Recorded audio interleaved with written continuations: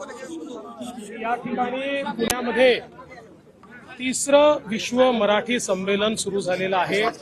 नुकतंच मी त्याचं उद्घाटन केलेलं आहे। हे संमेलन महाराष्ट्र शासनाच्या मराठी भाषा विभागाने आयोजित केलेलं आहे। जगभरातनं लोक या संमेलनाकरता आलेले आहेत।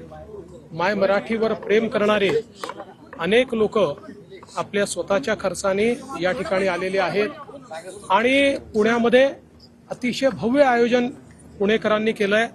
आपण बघितलं असेल, सुंदर अशी ग्रंथदिंडी या ठिकाणी निघालेली आहे।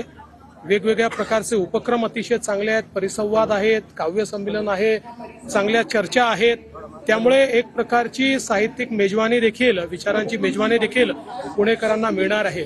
सर्वात आनंदाची गोष्ट आहे की मराठीला अभिजात भाषेचा दर्जा मिळाल्यानंतरचं हे पहिलं संमेलन असल्यामुळे त्या संदर्भात देखील मोठ्या प्रमाणात लोकांमध्ये उत्साह आहे, उत्कंठा आहे आणि मला असं वाटतं की तो उत्साह आपल्या सगळ्यांना पाहायला मिळतो।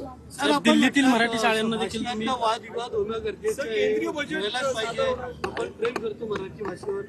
असं आहे की वाद विवाद संवाद या सगळ्या गोष्टी चालत असतात, फक्त विसंवाद होऊ नये एवढंच आपल्या सगळ्यांना बघितलं पाहिजे, संवाद सुरू राहायला पाहिजे। सर, बजेट होतंय 1 तारखेला, अपेक्षा आहे लोकांना, बजेट नेमकं कसं असेल राज्यात?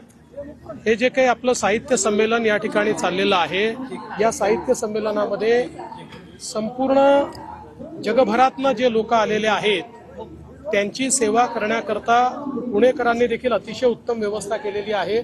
आपण देखील त्या व्यवस्थेचा लाभ घ्या। धनंजय मुंडे म्हणतात